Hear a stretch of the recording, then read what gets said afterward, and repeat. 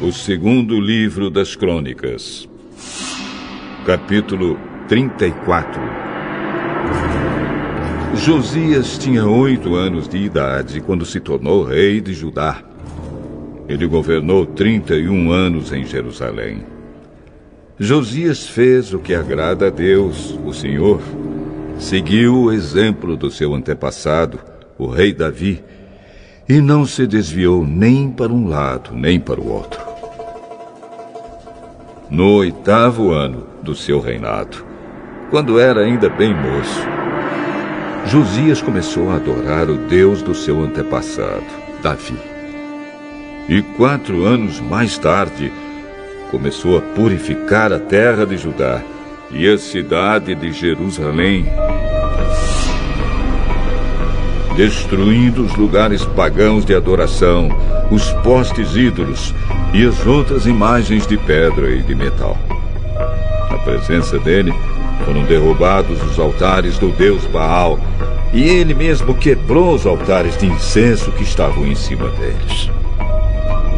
Quebrou também os postes ídolos e as outras imagens de pedra e de metal. Os esmigalhou até virarem pó.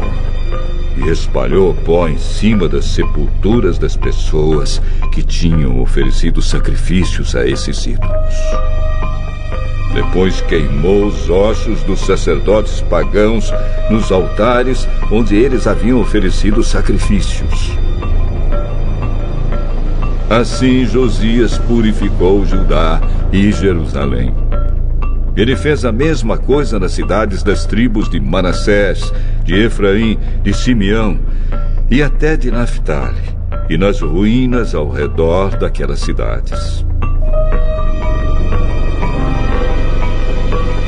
Ele andou por todo o país de Israel, derrubando os altares, os postes ídolos e os outros ídolos, esmigalhando-os até virarem pó e quebrando todos os altares de incenso.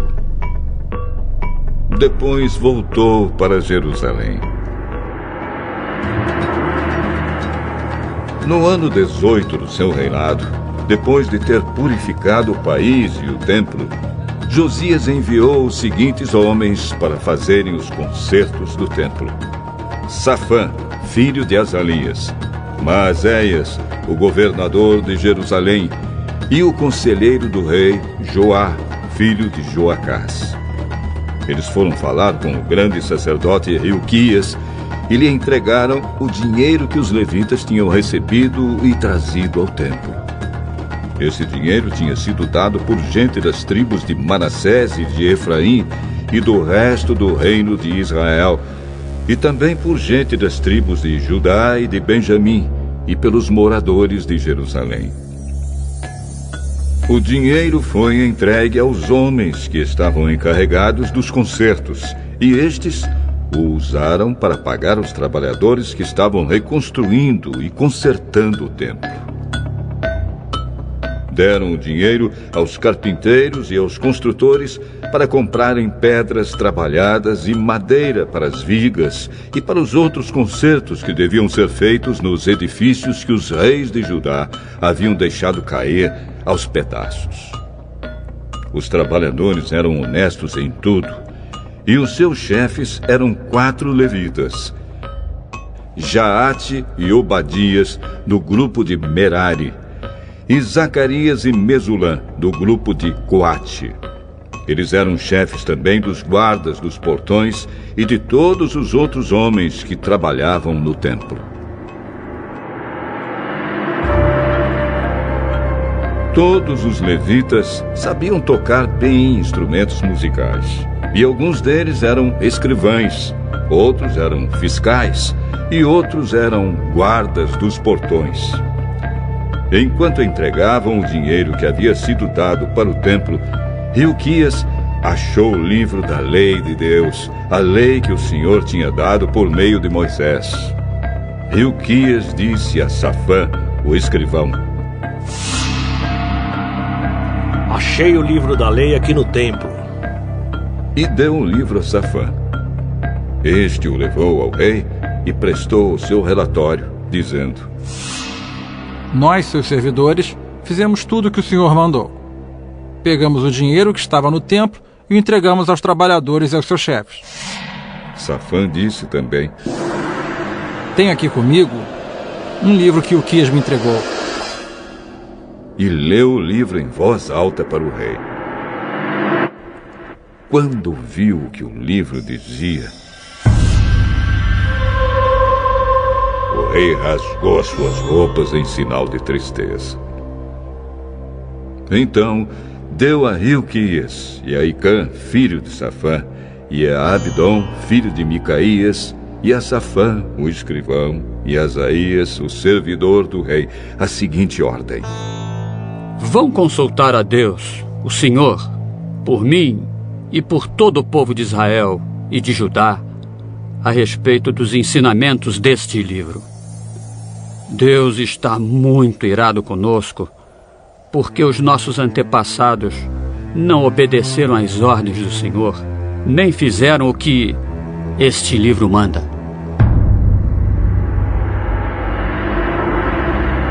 Então, Hilquias e os homens que o rei tinha enviado foram falar com uma profetisa chamada Hulda, que morava no bairro Novo de Jerusalém.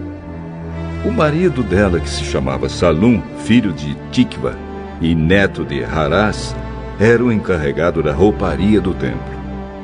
Eles contaram a Hulda o que havia acontecido, e ela lhes disse que voltassem e dessem ao rei a seguinte mensagem de Deus: Eu, o Senhor, o Deus de Israel, vou castigar a cidade de Jerusalém e todo o seu povo com todos os castigos escritos no livro que foi lido para o rei de Judá. Eles me abandonaram e têm oferecido sacrifícios a outros deuses, e assim me fizeram ficar irado por causa de todas as coisas que têm feito. A minha ira se acendeu contra Jerusalém e não vai se apagar. Eu, o Senhor, o Deus de Israel, digo isto ao rei: Você ouviu o que está escrito no livro e se arrependeu e se humilhou diante de mim, rasgando as suas roupas e chorando, quando viu como ameacei castigar a cidade de Jerusalém e o seu povo. Eu ouvi a sua oração e por isso só depois da sua morte é que vou castigar Jerusalém e o seu povo. Vou deixar que você morra em paz. Então os homens levaram ao rei essa resposta. O rei Josias mandou que todas as autoridades de Judá e de Jerusalém se reunissem. E todos foram juntos até o templo, acompanhados pelos sacerdotes, pelos levitas e por todo o resto do povo de Jerusalém e de Judá, desde os mais importantes até os mais humildes. Então o rei leu diante deles todo o livro da aliança que havia sido achado no templo. Ele ficou perto da coluna real, em pé, e fez com Deus, o Senhor, uma aliança pela qual eles lhe obedeceriam e guardariam as suas leis e mandamentos com todo o coração e com toda a alma. E também cumpririam tudo o que a aliança mandava fazer, como estava escrito no livro. Então Josias fez com que todo o povo de Jerusalém e da tribo de Benjamim prometesse ser fiel à aliança. Assim os moradores de Jerusalém foram fiéis à aliança feita com Deus dos seus antepassados. Josias acabou com todos os ídolos nojentos que havia nas terras dos israelitas e fez com que todos os israelitas adorassem o Senhor, seu Deus. Enquanto Josias viveu, o povo não deixou de obedecer ao Senhor, o Deus dos seus antepassados.